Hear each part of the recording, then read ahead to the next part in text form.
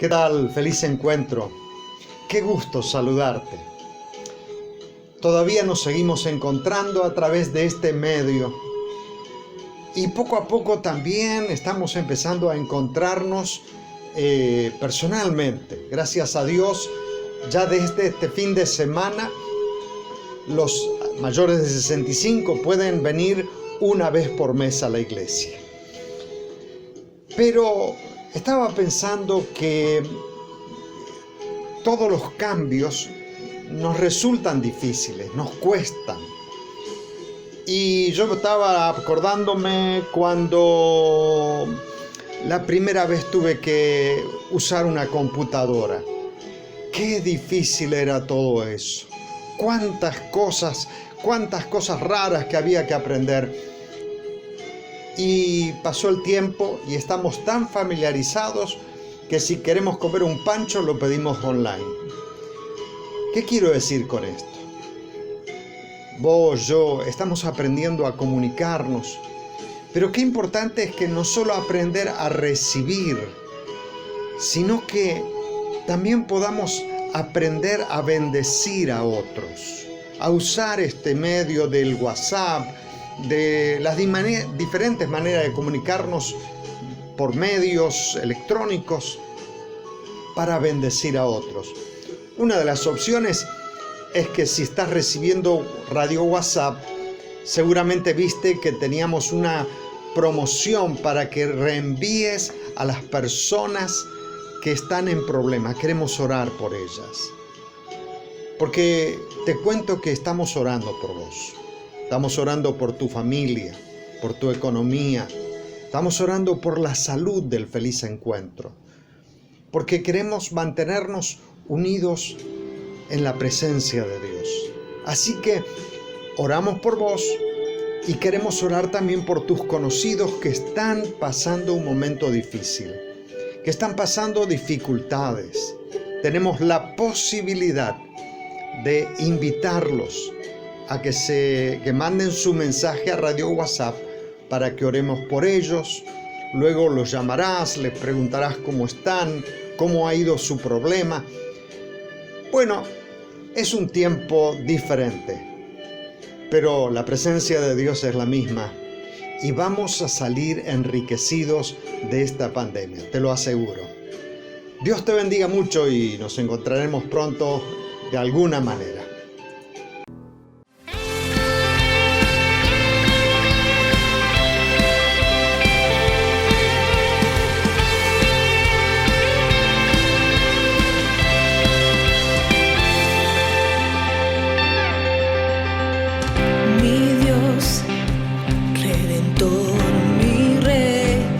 Consolador, a ti todo el honor.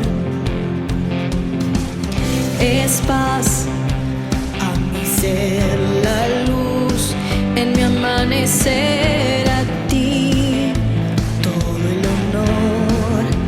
Tú eres mi todo, cantaré con todo el corazón, cantaré con todo lo que soy, cantaré por siempre, mi Señor. Tú eres mi todo, cantaré con todo el corazón, cantaré con todo lo que soy, cantaré por siempre, mi Señor. Tú eres mi todo.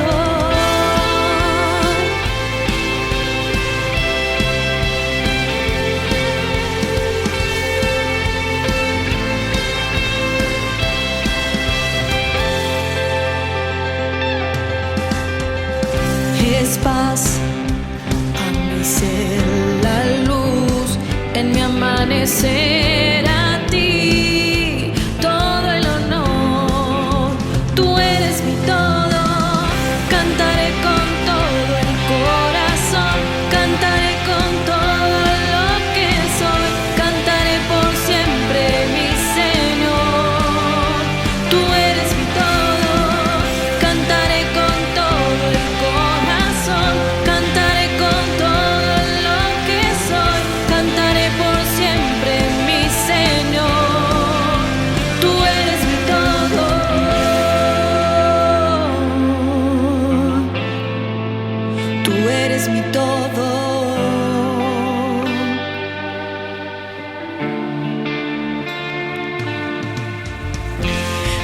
Jesús, por ti siempre viviré y por siempre cantaré. Tú eres mi todo, mi Jesús, por ti siempre viviré y por siempre cantaré. Cantaré con todo el corazón, cantaré con todo lo que soy, cantaré por siempre, mi Señor. Tú eres mi todo. Cantaré con todo el corazón, cantaré con todo lo que soy, cantaré por siempre, mi Señor. Tú eres mi todo.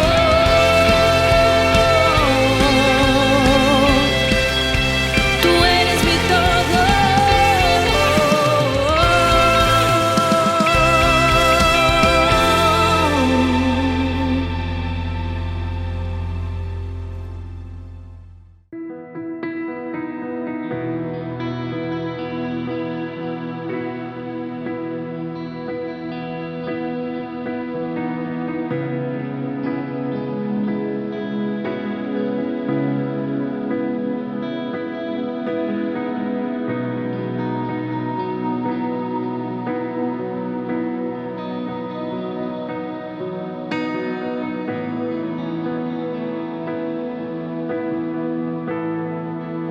Al que está sentado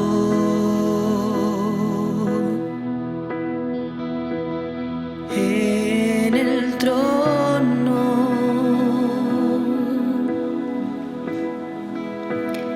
y al Cordero,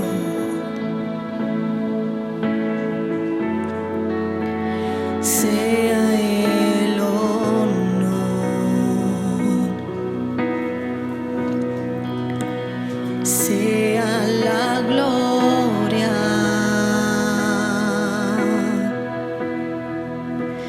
sea la honra,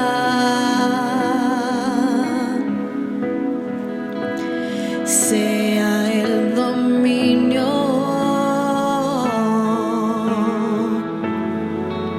por los siglos de los siglos.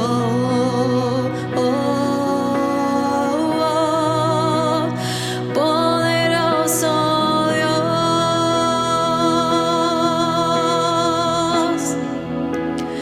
poderoso Dios,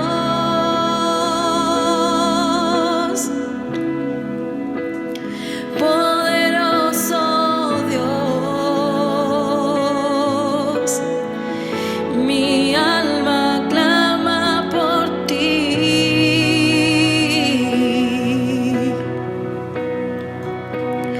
Poderoso Dios,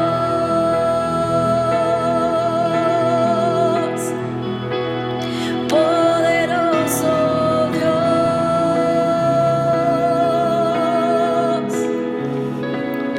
poderoso Dios. Mi alma clama por ti.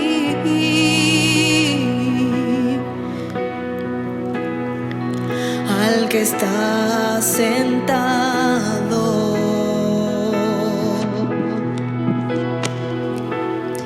en el trono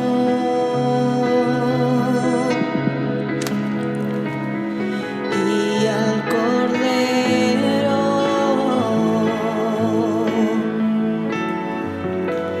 sea el honor,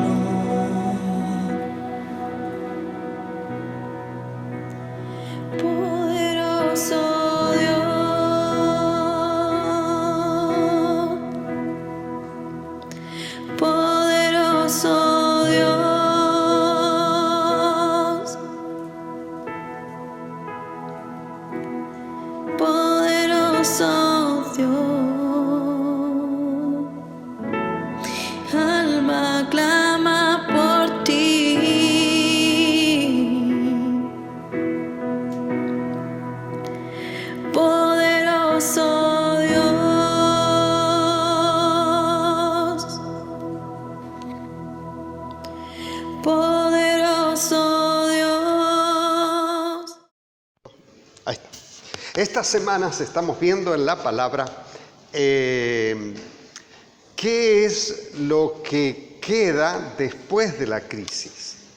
Porque la tormenta, cuando está la tormenta, supongamos en el campo, cuando cae granizo, el granizo fuerte, lo importante es estar bajo techo o bajo algún tipo de protección.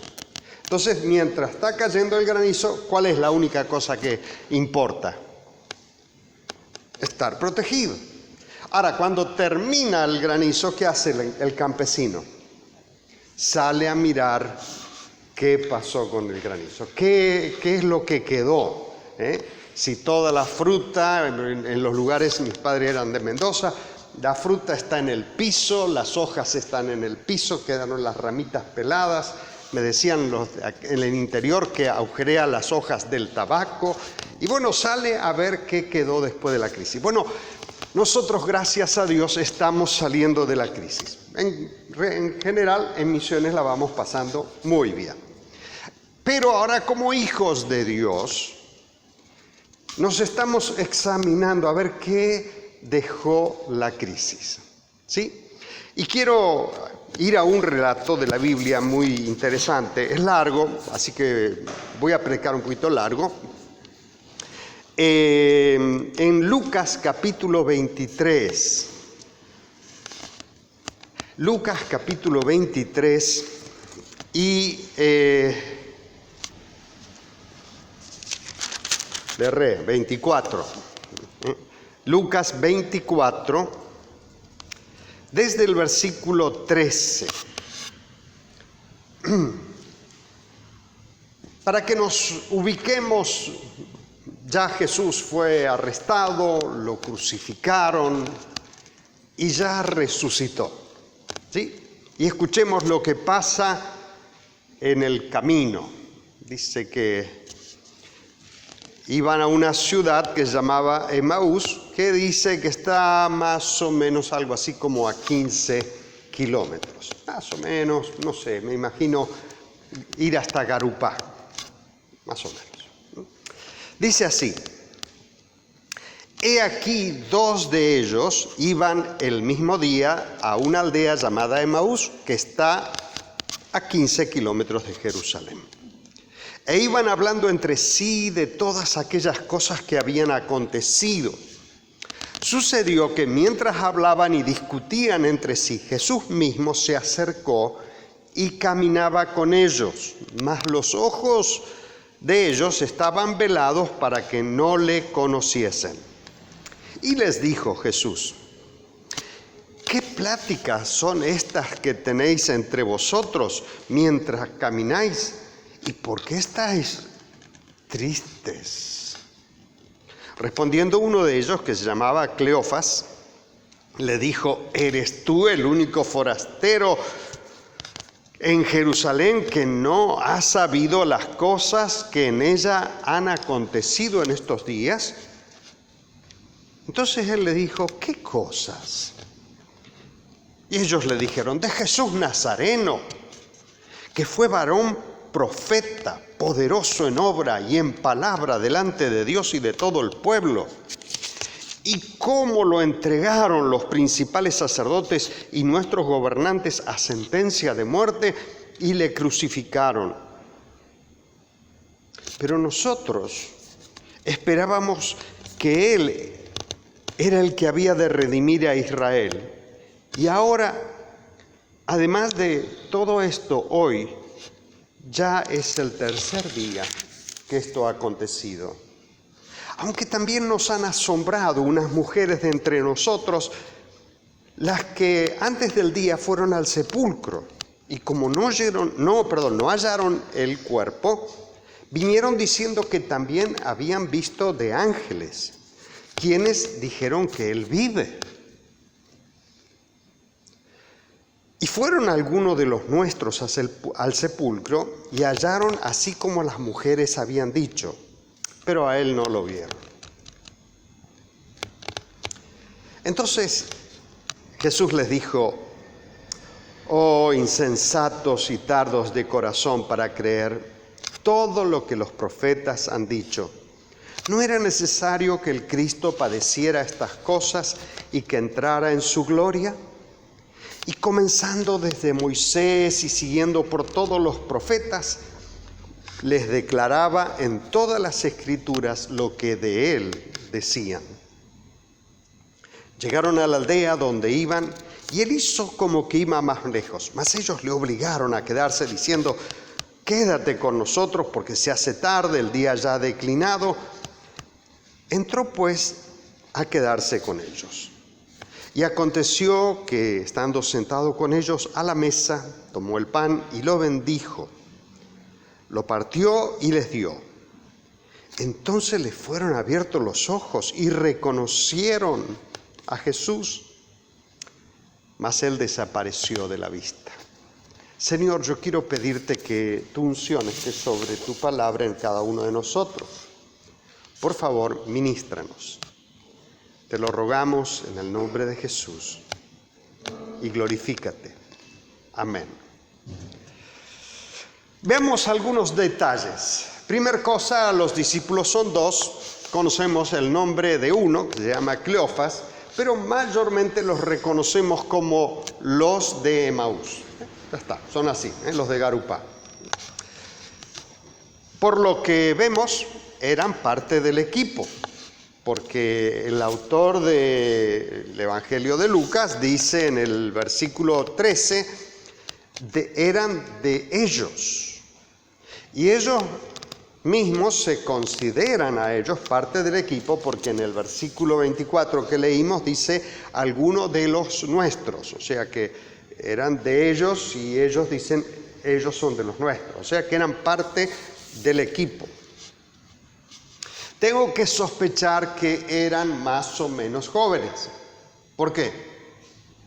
Porque caminaron 15 kilómetros y cuando se les revela, inmediatamente dice la Biblia que volvieron a Jerusalén. Quiere decir que caminaron en un tiempo prudentemente corto.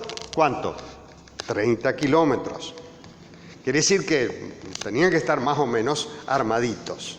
No sé cuántas veces caminaste 30 kilómetros. Más o menos se camina 5 kilómetros por hora, eso es a buen paso, eso es lo que se logra. Así que caminaron ¿cuánto? 6 horas, 3 de ida, 3 de vuelta por lo menos. Puede ser que sean solteros, porque dice que llegaron a la casa, no habla de familia, no habla de nada, solo habla de que estuvieron con él y que solo estaban ellos en la mesa. Entonces más o menos ahí los identificamos a ellos, cómo son, quiénes son. Ahora veamos un poco lo más interior de ellos. Y dice que el relato, que eran personas que estaban comprometidos con las cosas del Señor. Quiere decir que diríamos nosotros eran buenos, ¿cómo lo decimos? Buenos creyentes, un buen creyente, un buen hermano. ¿Sí? ¿Por qué? Y porque dice que toda la caminata que hicieron mientras Jesús hablaba, ¿qué hacían ellos? Escuchaban, o sea, tenían actitud de discípulo, de aprender. Además, luego lo invitan a la casa, o sea, lo fuerzan, dice que lo obligaron. No, vos tenés que quedarte. Es interesante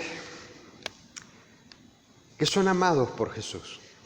O sea que habla bien de ellos. ¿Por qué? Porque Jesús, imagínense la agenda que tendría Jesús después que resucitó. Las cosas, las personas con las que tenía que hablar con María, tenía que hacer esto.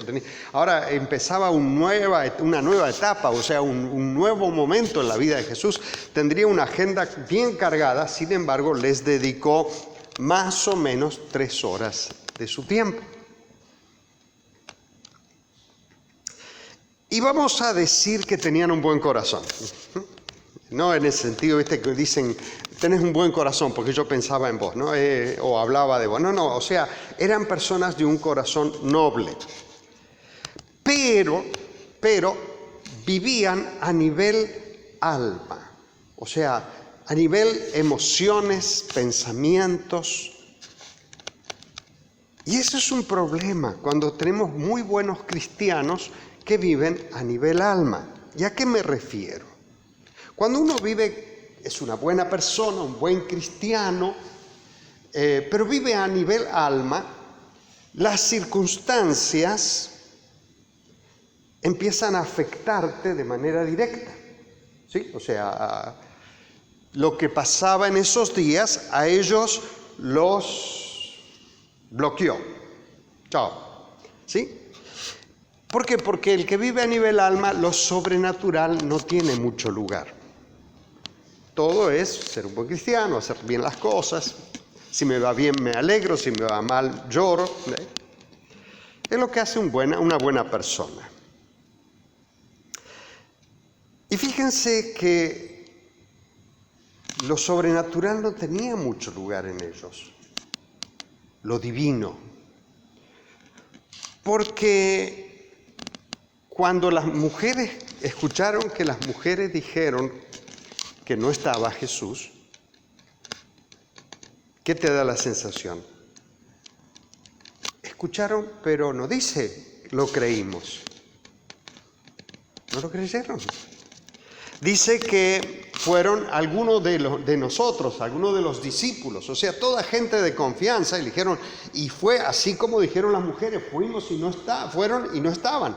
Sin embargo, ellos, como son personas que están a nivel humano, no están en el terreno de lo espiritual, dice, también. O sea, a las mujeres no le creyeron, a los varones tampoco, y a los ángeles tampoco. Dice, porque dice que vino un ángel y les dijo que él vive. Ni a los ángeles le creyeron. O sea, se guiaban por el sentido común. Y la otra cosa que descubrimos es que las emociones lo embargan. Ahí están agobiados, dice Jesús cuando los encuentra, dice, ¿qué les pasa a ustedes que están con esa cara, están tan tristes? Ahora, fue la crisis lo que puso en descubierto dónde estaba el problema. Vuelvo a decir, me expliqué antes para que no digamos eran unos creyentes carnazas, no digamos esos eran unos creyentes de segunda, no. Jesús los ama, son importantes para Él. Pero la crisis puso al descubierto dónde estaba el problema. Y tengo que entender que el problema de ellos se resolvió con la palabra, que quiere decir que el problema de ellos es que qué lugar ocupaba la palabra de Dios en sus vidas. No eran del todo ignorantes de la Biblia, no es que no sabían nada. Porque cuando Jesús le habla de Moisés y los profetas, y ellos mismos van a decir, ¿no ardía nuestro corazón cuando nos abrías? O sea que conocían la palabra, más o menos no eran ignorantes. Pero la palabra no ocupaba un lugar importante en sus vidas. Lo que la Biblia, lo que la palabra dice, no lo habían incorporado a su experiencia cristiana. Lo que guiaba su vida no era la palabra, sino que eran las circunstancias. Como dije recién, si todo va bien, están felices. Si hay problemas, están agobiados. Las circunstancias son las que dominan su vida. Y son a lo mejor de los que hablaban mal del gobierno, como hacemos nosotros. Y hablaban, no, porque Pilato, y porque los romanos, y porque los judíos, o sea, siempre harían un análisis circunstancial. Estaban afectados por las noticias. ¿Por qué? Porque dijeron tal cosa y esto, y cuando uno escucha las noticias, si estás mucho tiempo en contacto con las noticias, terminás con serios problemas con tus emociones. ¿No es así?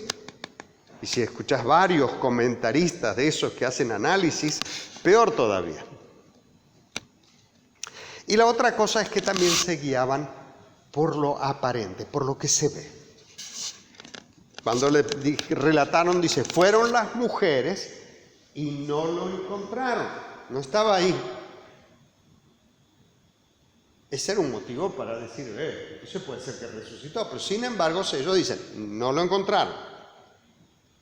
Fueron los varones y que dijeron, no lo encontraron.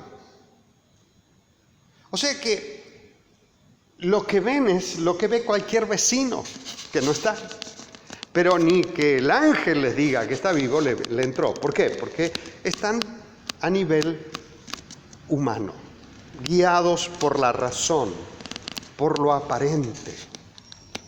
Y usted y yo sabemos que la vida del cristiano no es lo que se ve, sino es lo que Dios hace en nosotros. ¿Sí?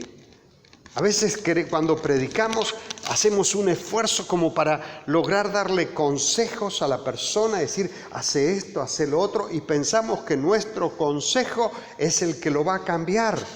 Y no nos olvidamos que no somos nuestra palabra ni nuestro consejo, sino que es el Espíritu de Dios el que hace el milagro, ¿o no? Yo siempre cuento de una persona que vino al centro de consulta con un problema de ludopatía terrible. El psiquiatra ya me lo mandó a mí. Yo pensaba que yo tenía que mandarlo al psiquiatra, pero el psiquiatra me lo mandó a mí. Y yo estaba dentro mío y digo, ¿qué le digo a este hombre?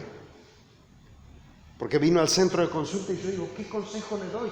Todos los consejos que yo podía darle ya se los dieron. Se los dieron buenitos, se los dieron más o menos y se los dieron a los gritos. ¿O no? Si yo le decía, mirá, vas a perder todo, él me dijo que ya iba a perder todo, estaba por perder la casa, no tenía para comer, los hijos tenían que ir a pie a la escuela, pero mirá, vas a perder tu familia. El chico, el hijo mayor tenía novia y si querían tomar helado lo tenía que pagar la novia porque él no tenía un centavo puesto encima. ¿Por qué? Porque Entonces todo lo que yo le podía decir, ya se lo dijeron. Y estaba preocupado, digo, Señor mío, ¿qué hago con este hombre? Le digo, vení la semana que viene, qué sé yo, no sé. Y entonces oraba allí y le conté la parábola del endemoniado gadareno. Le digo, así estás preso vos. Si aceptás a Jesús, tu vida va a cambiar. Oramos y a la semana siguiente, él, su esposa y luego sus hijos vinieron a la iglesia. Porque él me dijo, pastor, por primera vez en año cobré mi sueldo y pasé delante de la puerta de 3 casinos y no entré en ninguno.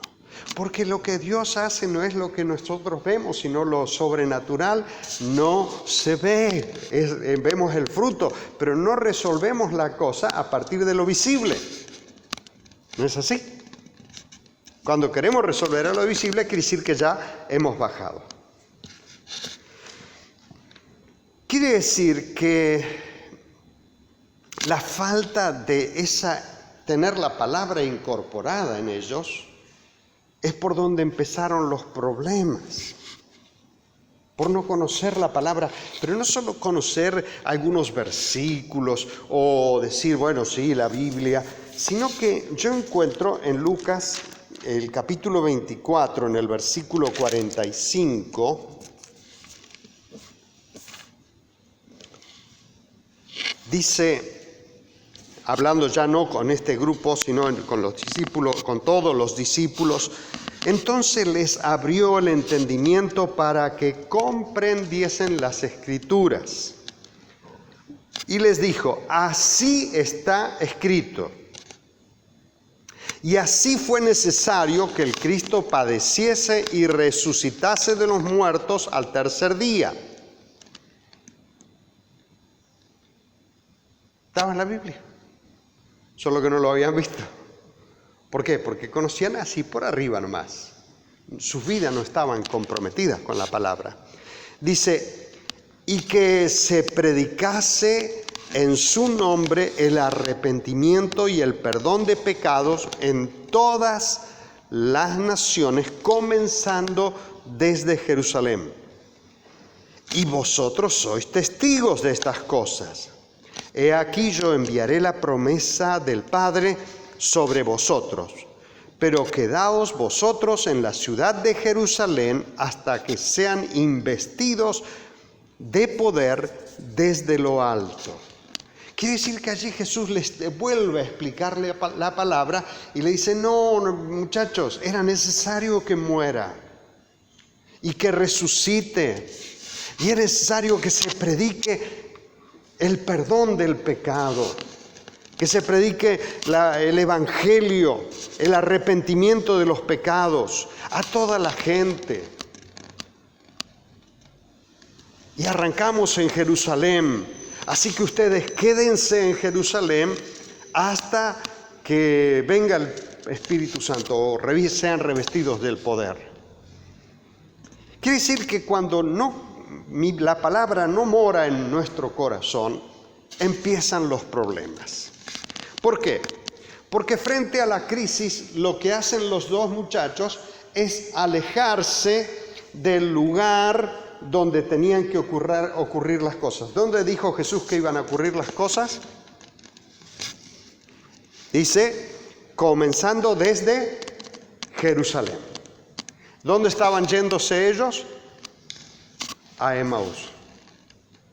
O sea que estaban yendo lejos del lugar donde tenían que quedarse, porque Jesús le dijo, y ustedes quédense aquí, porque aquí va a venir lo sobrenatural, va a venir el poder de Dios. Le está hablando la palabra, pero como ellos no se comprometen, no han incorporado la palabra, la crisis los encuentra haciendo ¿qué? Yéndose de Jerusalén. Se van a su casa, diciendo, bueno, terminó todo, vamos a casa. Y en este tiempo hay mucho peligro y todo el mundo lo analiza, que hay creyentes que hasta les gustó la cuarentena. De decir, bueno, qué suerte, puedo escuchar a varios predicadores, si no los escucho en la televisión, lo escucho en YouTube y si no, no sé, alguna otra plataforma. Puedo cantar con Marcos Barrientos, Marcos Brunet, con Marcos Witt, con algún Marcos puedo cantar. ¿Qué más puedo hacer? Puedo hacer una oración. Porque hay ese es el peligro. Pero si nosotros miramos, Jesús le dijo, ustedes tienen que estar acá, no en sus casas. Acá es donde van a ocurrir las cosas y de acá van a salir.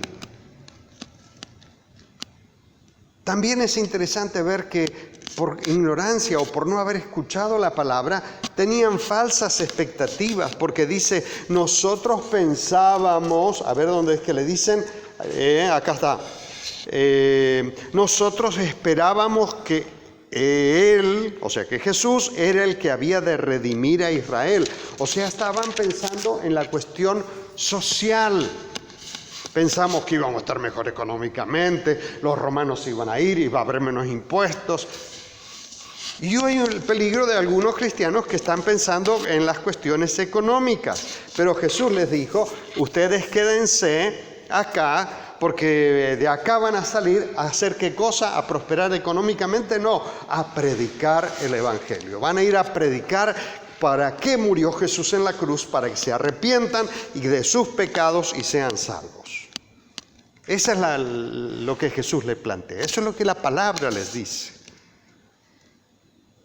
Y ellos, como no tienen la palabra como una prioridad, desobedecen. Jesús le dijo dónde tienen que quedarse, en Jerusalén.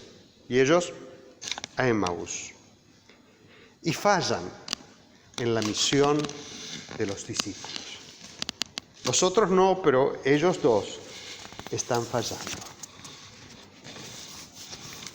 Se están yendo a casa.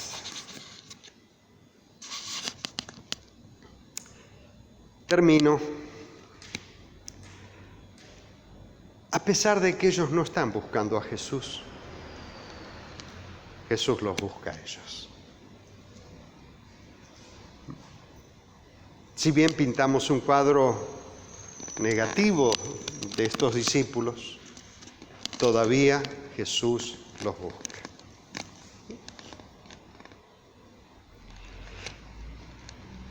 Porque a veces se nos ocurre que somos nosotros los que vamos, buscamos, encontramos. En realidad Dios nos ama a nosotros y Él nos busca. Él se preocupa por nosotros. Él vino a nuestro encuentro. Jesús va a decir: no me elegisteis vosotros a mí, yo os elegí a vosotros. Si yo fuera Jesús, a esos dos no los elijo. ¿Usted qué piensa? Y no, ¿qué cree? Mira, no pasa nada, esos son creyentes light nomás. Vamos a buscar uno más. Sin embargo, Jesús los busca. Y lo que es interesante, a mí siempre me llama la atención, es que Él podría haber acercado y decir: che, ¿qué les pasa a ustedes? Y ya saben lo que le dijeron, por eso estamos tristes. ¿Y Él qué podía haber hecho? ¡Tata! ¡Soy Jesús! Miren, caminó los 15 kilómetros con las manos en el bolsillo para que no se le vean las heridas. ¿Por qué? Porque Él los va a reenfocar con la palabra. La palabra tiene que ser, la Biblia tiene que ser lo que me guía la vida, lo que le da cimiento a mi fe.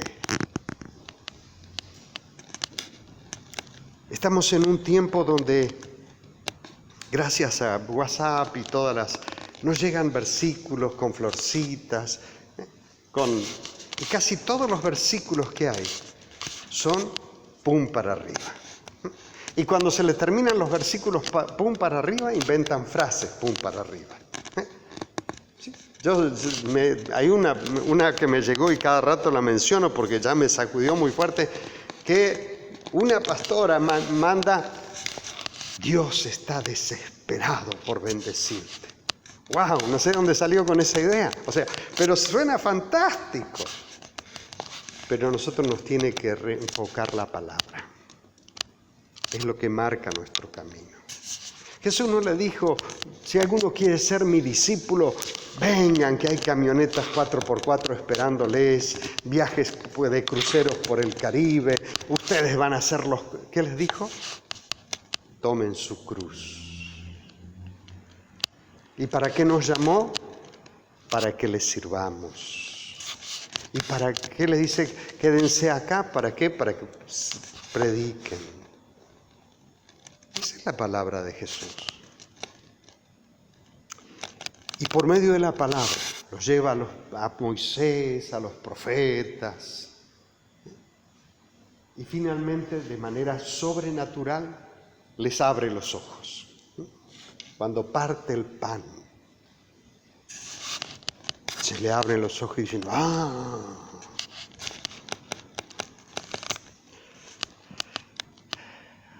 Ahora ya está. Se enfocaron en la palabra los lleva a Jesús, lo reconocen a Jesús y dicen: estuvimos con Él. ¿Y qué hacen? Vuelven al lugar donde tenían que estar. ¿Dónde tenían que estar? En Jerusalén. Ellos vuelven, porque lo volvió a poner en el lugar que tenían que estar. Y yo me imagino que esos 2 discípulos eran parte de los 120 que estaban en el aposento alto esperando el Espíritu Santo. No lo dice la palabra, pero me lo imagino yo. Y fueron parte de esos discípulos que cambiaron la historia, que modificaron todo lo que ocurría, ya no con una cuestión política, sino a nivel espiritual. Dios lo usó para transformar la historia de su gente y de su generación. Amén.